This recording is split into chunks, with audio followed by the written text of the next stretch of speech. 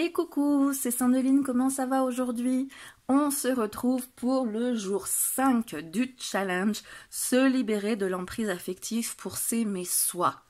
Vous avez votre petit carnet à disposition, vous l'avez téléchargé, vous avez tout ce qu'il vous faut. Ok, je vous mets un marqueur temporel pour zapper le speech du début. D'ailleurs, vous m'en voudrez pas, mais je crois que je vais arrêter à partir de ce moment de faire toujours les mêmes speeches. Je vais faire un montage, je vais vous remettre la même intro, et puis après on ira directement à la question, parce que je vais dire la même chose à chaque fois si vous arrivez sur la vidéo, que c'est la première que vous trouvez. Vous saurez qu'il y a déjà 4 autres vidéos qui seraient bien de faire avant. Donc vous avez la playlist dédiée. Et donc, le speech commence, soit vous faites avance rapide, soit vous allez au marqueur temporel. Et par contre, ceux qui n'ont pas eu le speech, écoutez-moi, parce qu'il y a plein de choses hyper importantes. Vous avez donc la possibilité, comme vous l'avez vu, de télécharger un carnet spécialement dédié au challenge, où vous allez pouvoir noter, donc les dates pour commencer, le ou les jeux utilisés, car vous allez pouvoir utiliser plusieurs jeux si vous le souhaitez.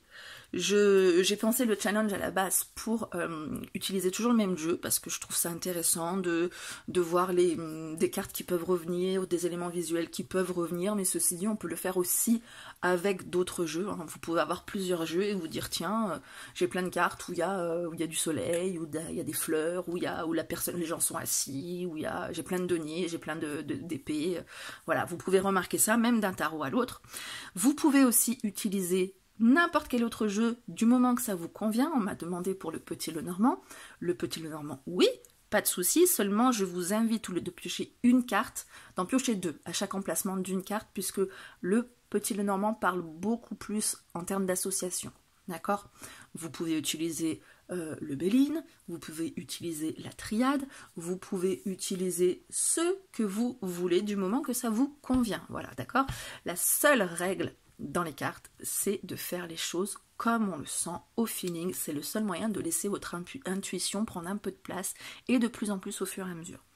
Donc ça, c'est la première page du carnet de tirage. Vous avez la couverture, bien sûr, mais j'épargne la couleur à mon imprimante.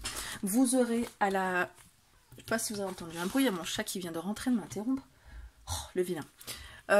Jour 1, donc vous avez à chaque fois concernant le jour, vous avez le tirage qui va avec. Hein. Ce jour 1, c'était 3 cartes. Jour 2, c'est 2 cartes. Et... il m'enquiquine. Tais-toi, file. Ça me déconcentre. Vous notez à chaque fois votre question, les positions des cartes, ce que ça veut dire, enfin ce qu'on cherche à savoir pour chaque position des cartes pour répondre à la question. À chaque question, vous pouvez noter votre impression générale, ce qu'est la carte 1, laquelle c'est, ce que vous observez, machin. Je vais vous guider après en faisant mon tirage, d'accord? Mais c'est des carnets qui sont là pour vous guider dans votre interprétation, pour avancer, pour avancer mieux en fait, si vous avez déjà du mal à le faire.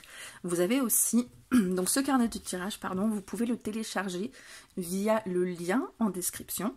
Vous allez sur ce lien donc, qui s'appelle contenu gratuit, vous allez pouvoir vous inscrire à ma newsletter et donc recevoir ce carnet de tirage plus un autre qui n'est pas dédié que au challenge mais à tous les tirages, où vous allez avoir la carte du jour, la coupe du jour, le tirage en croix, donc plein de modèles de tirage, et avec à chaque fois les positions de tirage, des guides en fait qui vont beaucoup plus loin qu'ici, à savoir, au lieu d'avoir notre personnel, vous avez toute une page concernant le retour que vous pouvez faire par rapport au tirage que vous avez fait, comparer, mettre face à face plusieurs interprétations, etc. Donc vous êtes guidé comme ça, avec toujours à chaque fois des cases.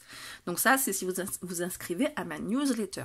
Sinon, vous le faites sur un papier, une feuille volante, hein, ou pas, vous pouvez le faire sans écrire nulle part, vous faites comme vous voulez. Moi, je trouve que c'est pas mal d'avoir une trace aussi pour noter son évolution.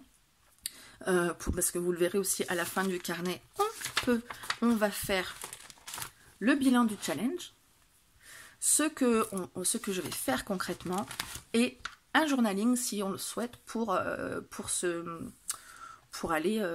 faire le suivi du coup dans la durée des points qu'on aura pu faire et des clés qu'on aura pu trouver. Ok. Vous aurez malgré tout sur ce lien accès à des contenus gratuits sans condition d'inscription. Vous avez des exercices, puisque je fais aussi des vidéos exo-tarot Donc ça là, c'est pour les choses que si vous ne me connaissez pas, vous allez voir sur ma chaîne, vous allez trouver donc des vidéos d'Exotarot, en plus des restes des vidéos de ce challenge. Vous allez trouver aussi des vidéos d'apprentissage, donc des réflexions pour vous guider sur quel jeu choisir, est-ce que je prends un carnet de tirage ou pas, est-ce que je lis les cartes inversées ou pas, voilà, ce genre de choses. Vous avez aussi des petites vidéos, enfin des vidéos sur... Pardon, le chat il s'est logé dans la gorge, du coup on dirait maintenant. Pour se pencher sur des éléments visuels de cartes, pour pouvoir les appréhender aussi de manière très intuitive. Vous allez voir là quand je vais vous guider sur la lecture des cartes, on va de manière très très visuelle, hein. C'est ce que je préconise dans mes cours, dans mes formations, dans mes masterclass, webinaires, tout ça. Dès que j'explique un peu des choses, on part toujours sur des éléments visuels, c'est la meilleure manière de retenir et surtout de saisir l'essence d'une carte, à mon sens en tout cas. Voilà, donc je vous guide sur ce qui fait sens pour moi. Et vous verrez aussi sur ma chaîne évidemment des tirages, hein, oui, ça me semble assez logique. Donc, vous verrez aussi que tous les lundis, c'est ça qui est important. Vous serez content d'arriver jusqu'à 6 minutes d'intro en sachant ça.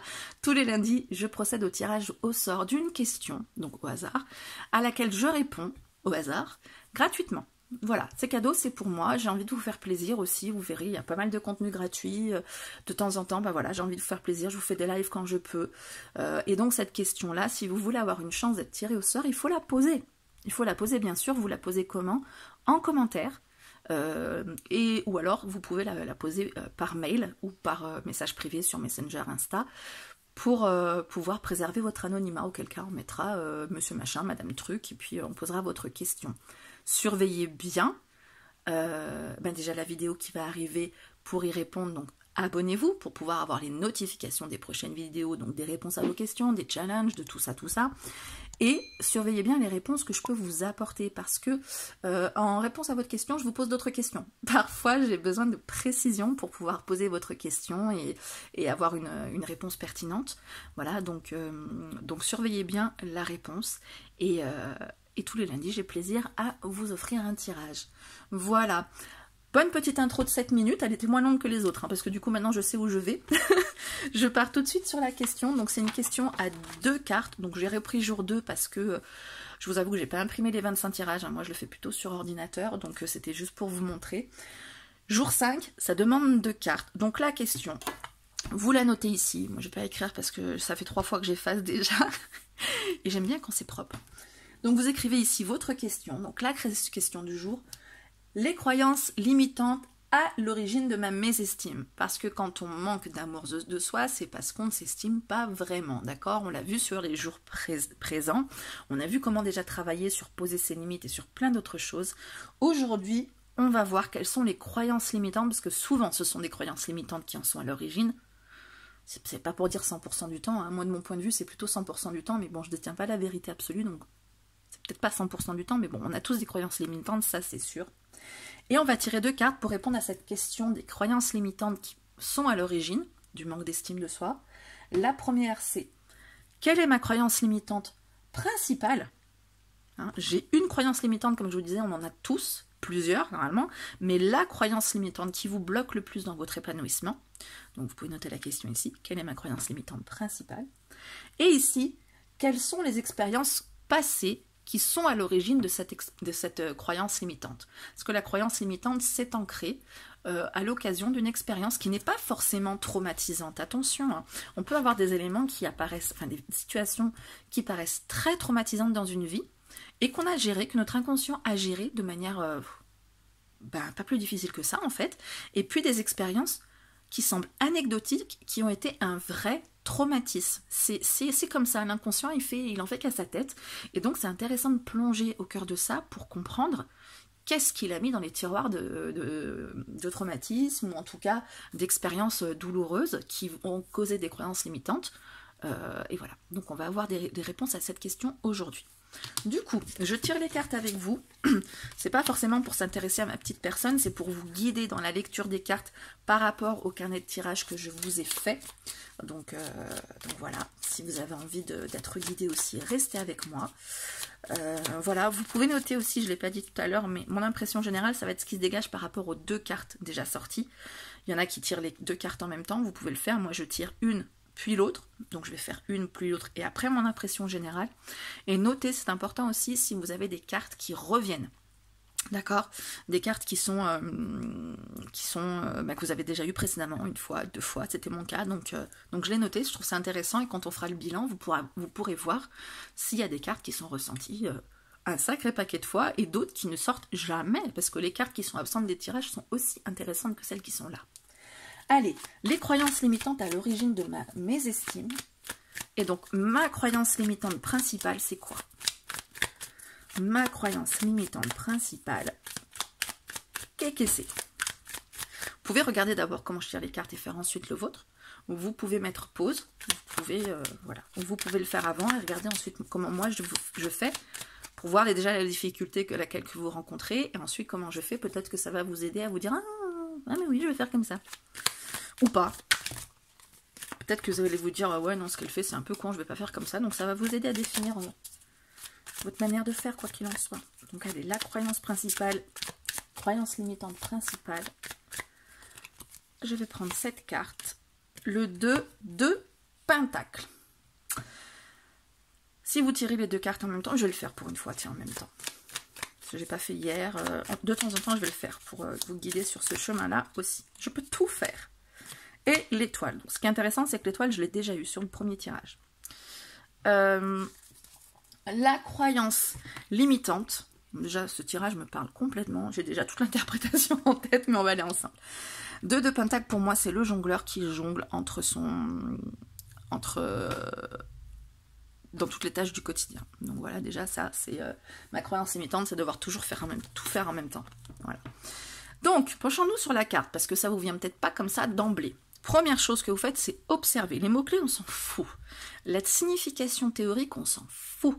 Parce que quand vous regardez dans les bouquins, vous avez des mots-clés à n'en plus finir. On peut en trouver des tonnes et des tonnes et des tonnes.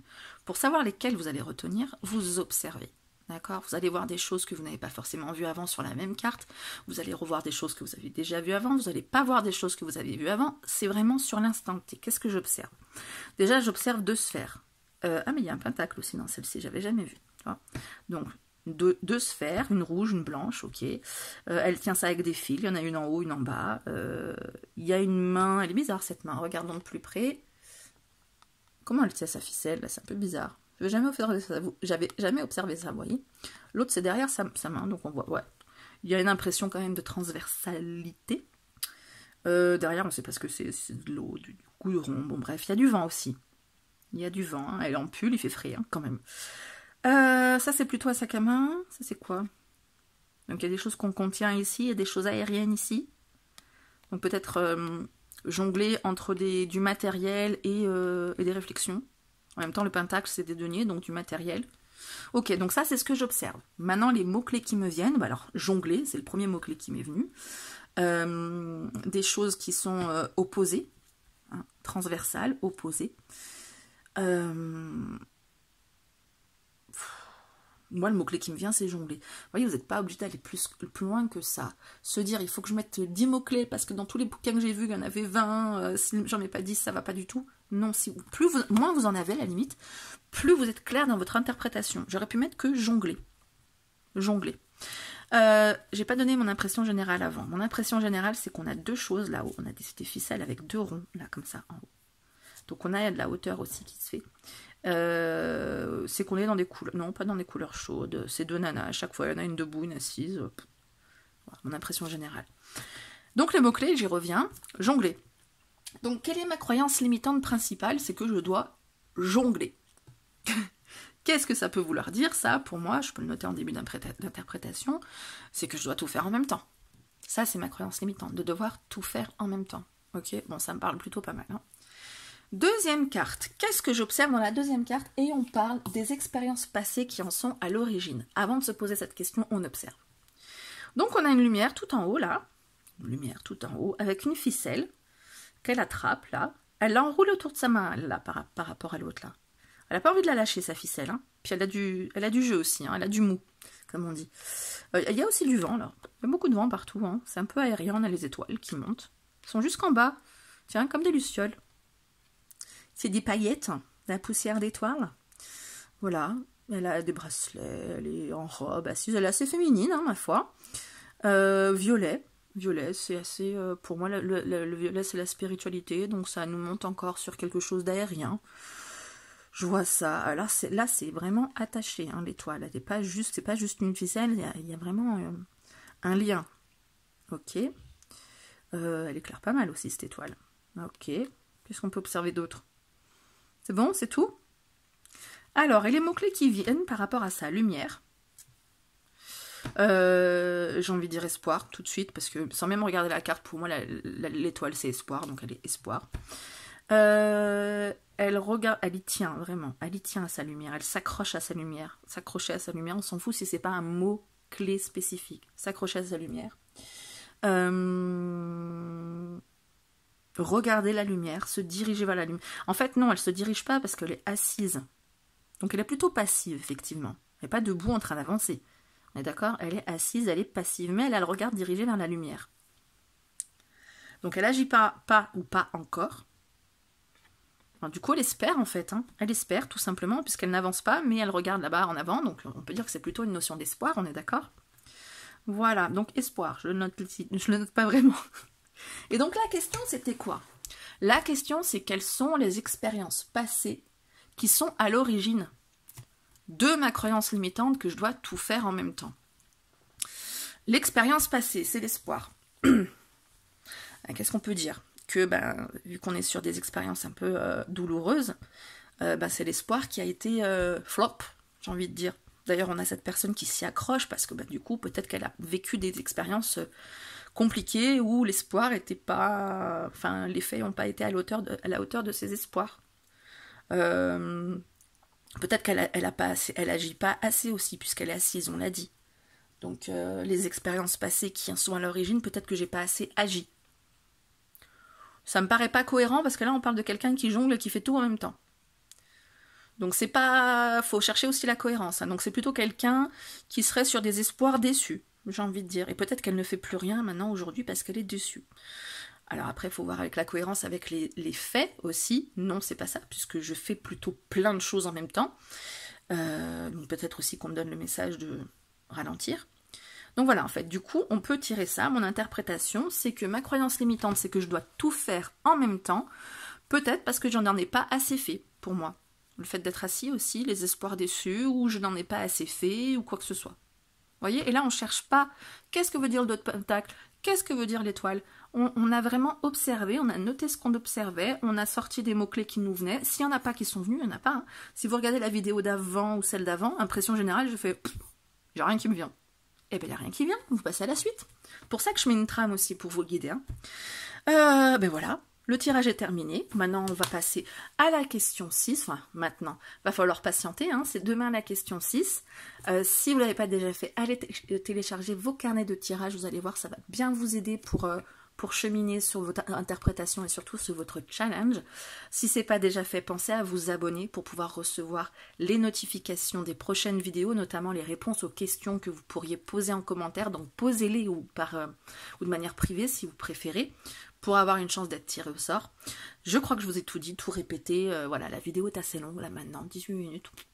C'est un tout petit peu plus que ce que j'aurais voulu faire, mais bon, voilà, pas trop court, pas trop long, faut savoir faire ce qu'on veut aussi. Hein. Eh bien écoutez, je vous retrouve demain pour la question 6, ne soyez pas étonnés, vous aurez la même introduction qu'aujourd'hui. Je vais faire des montages, parce que je m'essouffle et puis je vous saoule. Allez, je vous fais plein de bisous et je vous dis à très vite.